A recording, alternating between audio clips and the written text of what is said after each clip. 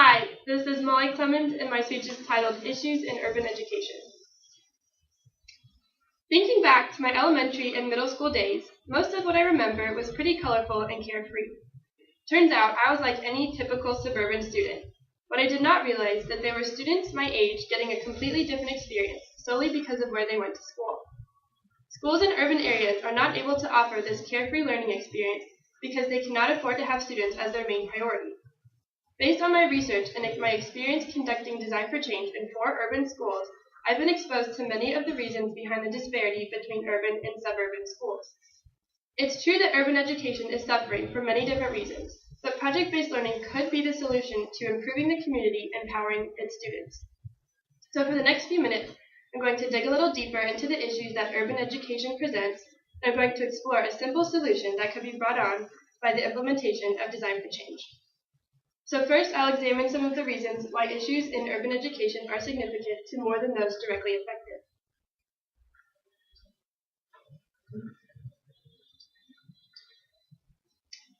Students attending urban schools have proven to be less successful overall when compared to suburban schools. In fact, based on a 2007 journal article by Brian A. Jacob titled The Challenges of Staffing Urban Schools with Effective Teachers, Jacob states that 64% of students in urban schools are considered minority students, which is extremely high compared to the 32% in suburban areas. Of these urban students, 56% of them participate in free lunch programs, and 40% of them are considered to be Title I students, which is basically funding for poor students. These disadvantages are carrying over to the students' academics too. Based on the same report, only 17% of fourth graders in central cities scored a proficient level on the National Educational Progress Math exam. This means that 83% of the students in these public schools are not meeting the standards in this area. Other studies have shown that schools within urban settings have higher percentages of minority students and have proven to have worse test scores than schools with dominantly white students. In a 2008 study titled Race, Racial Concentration, and the Dynamics of Educational Inequality Across Urban and Suburban Schools, Christy Liris states that not only did 8th through 10th graders in schools with high minority percentages have lower course placements overall, but their teachers reported that they were much less likely to engage and participate in class.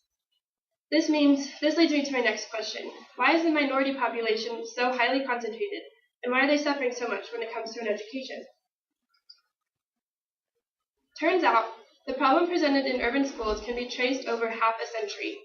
Based on the findings of Pamela Batts in her 2012 report titled Urban versus Suburban Public Schools, Resolving the Issue of Racial Inequality in Education, urban school systems have been developing into impoverished and minority systems for over half a century.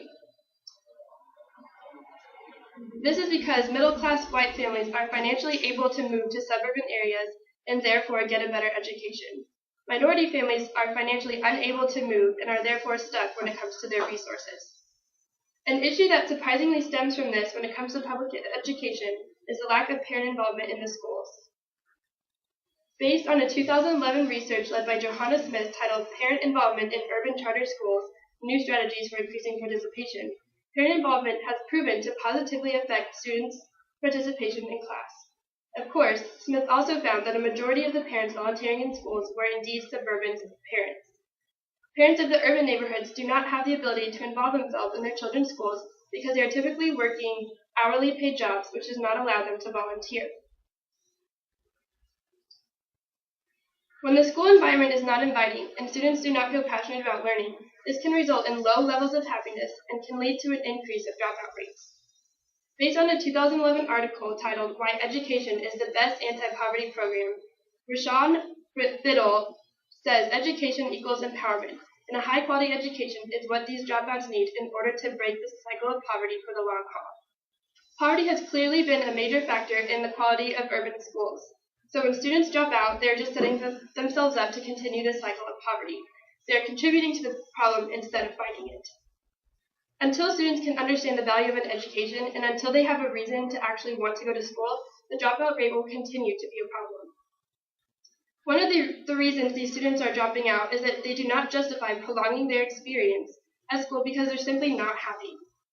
Based on the 2011 thesis titled Factors Affecting Happiness of Urban Elementary School High Students, an exploratory study, Jody and Kenny found that middle school students with the highest subjective well-being had better grades than those who were categorized as unhappy. Kenny states that student happiness and student academic achievement are not opposing constructs in education, which she proved with her research in elementary schools. This makes me wonder why there is so much stress put on anything but the actual students within the schools. If happiness is what these students need to achieve in order to learn, shouldn't that be the goal of the education system? This leads me to my introduction of design for change and how project-based learning can help schools achieve these ideals.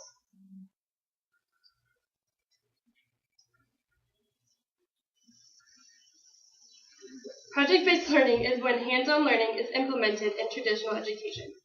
Being on the Justice and Urban Studies team has provided me with first-hand evidence that this type of learning is indeed effective. By immersing ourselves in the environment that we want to learn about, we have been able to learn everything we've sought out to learn and more. Not only have we been able to learn about the issues of poverty in an urban setting, but we've been able to apply the things we were taught, such as social justice, ethics, and even journalism mass communication classes, to the real world. For example, as an ad PR major, I'm required to take a class titled Writing for Electronic Delivery, which aims to teach us how to share information with a large audience electronically.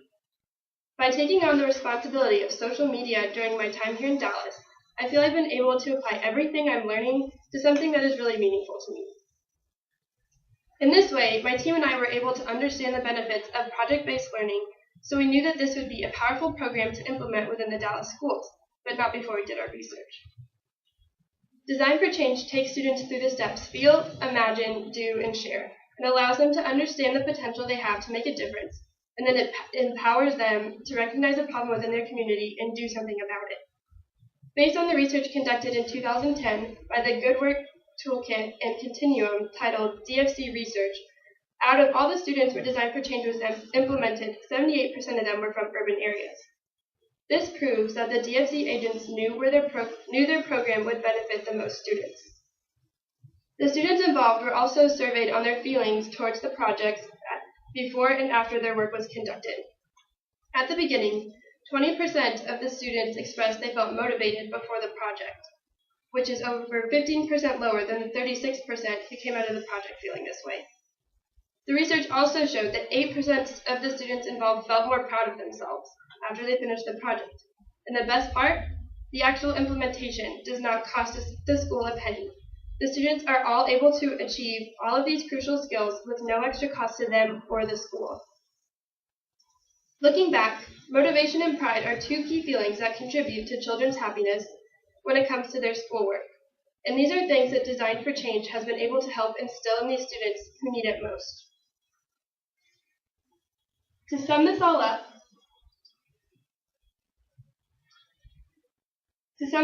if kids aren't happy in school, they aren't going to learn. This means it's up to the public education system to find ways that are going to create this motivated, eager, and overall happy attitude for their students. I have been able to identify the reasons in urban education, why urban education is suffering, but I've also identified a simple way that could address the root of these problems, which is the well-being of these students. Design for Change is one way to bring about happiness for these kids. If you don't want to take my word for it, observe the answers these students gave me during an interview in April 2014 about their feelings towards Design for Change.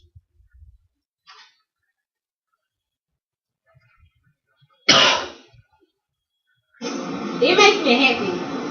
I feel happy. I like it. Well, the project, it makes me happy.